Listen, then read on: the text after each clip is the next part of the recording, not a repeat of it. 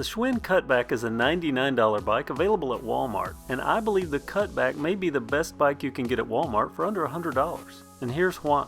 Walmart sells dozens of bikes in the sub $100 price range in a variety of form factors, but they all have one thing in common.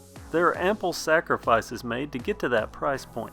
Typically, you can expect things like a quill stem, a questionably geared 3x7 drivetrain, and in my opinion, the worst twist shifters available. The Cutback stands out, not only due to its bright colors, but because of the components used on the bike. If you're not a fan of those bright colors, don't let that run you off just yet and stick with me, because this bike offers quite a few firsts for under $100 at Walmart. For starters, the Cutback has a threadless headset. At this price point, you always get a quill stem, at least till now. Now this isn't a threadless setup you'll be rushing to equip on another bike, but it is a welcome upgrade. Next we need to look at the shifters, because there are no twist shifters here. The Cutback takes a baby step forward and uses Shimano's lowest end trigger shifter.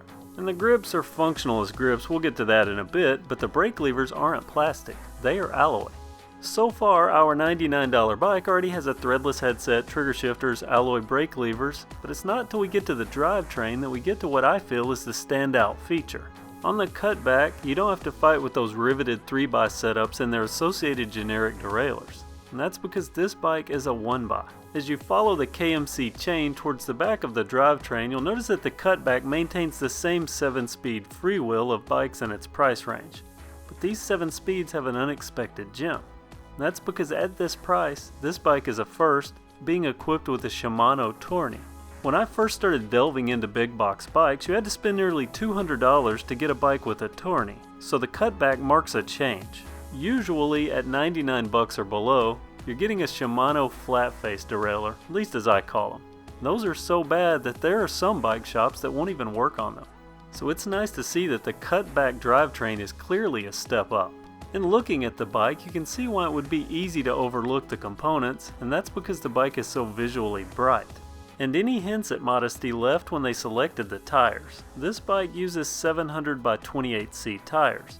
The front is blue, bright blue. The rear tire is green, lime green, and those tire colors block the other unexpected component, which is an aluminum alloy double wall wheel set. And the hubs at the center of those wheels match the color of the tires, green in the back, blue in the front. One thing the Cutback is consistent.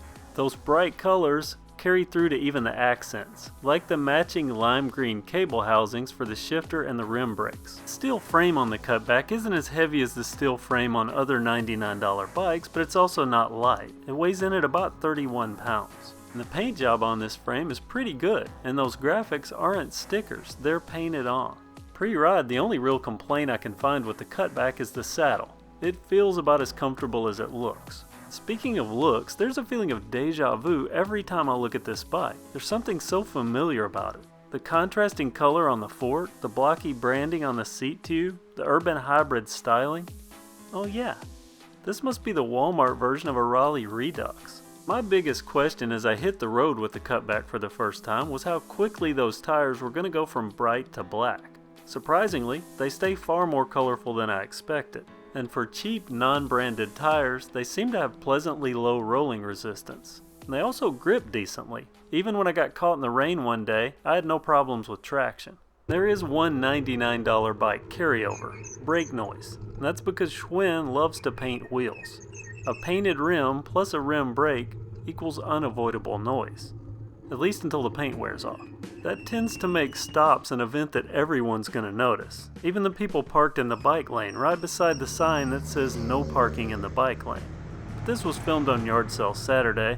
They're picking up their haul, so we're going to give them a pass. I rode this bike for 3 days, and the brake noise is a damper on what otherwise is a standout bike for $99. It's also something I can't get used to. When I pull up to a 4-way stop and the brakes on my bike are louder than the brakes on a squealing box truck, something has to go. So if this were my daily bike, I would refinish the braking surface. The shifting, however, that's smooth and easy with only a slight bit of poor ergonomics. In 3 days with a $99 twist shifter bike, I would have multiple accidental shifts. This bike, none. You would think using the same rear gearing as equipped on a 21-speed bike, and only keeping 7 of those speeds would be limiting. And it is noticeable, especially on big hills. It's also not that fast even on flat ground, but it's entirely usable. And unlike the 21-speed setup, the loss of that testy front derailleur and those 3 gears make this drivetrain, in my opinion, as bulletproof as you're gonna get for under $100. I said this bike reminded me of the Raleigh Redux, which is an urban bike made for mindless fun around town. The Cutback has the same look, but I would be hesitant to ride down steps or do any extreme curb hopping like can be done on the Raleigh Redux. As long as you take care of it and don't ride it into the ground, I see no reason the Cutback can't handle commuting or being a reliable daily rider. I mentioned the bike weighs 31 pounds, so it's not lightweight, but it is light enough. It's also very nimble, which makes it urban friendly and somewhat fun to ride. Other than the noisy brakes, and they are super noisy but they do stop well, the bike does an acceptable job at being what I would consider a good bike. The thing with the Cutback is that you're either going to love it or, well, not. If you don't like flash and pop, you likely won't be able to appreciate the components the bike has. And there's nothing wrong with that because you need to enjoy and like what you have regardless of what you pay for it. In looking at this bike, there are a few steel components like the bars, the stem, and the seat post that I may be able to swap out with some spare alloy parts that I have laying around. I think I can easily get this bike down to 27 or 28 pounds. But the only parts that I feel really need to be changed are the grips, they're not comfortable, and the saddle, also not comfortable. And component-wise, the Cutback may mark the beginning of better components at more affordable prices. So what do you think? Do you agree with me? This is the best bike at Walmart for 99 bucks? Or is the Cutback a step back?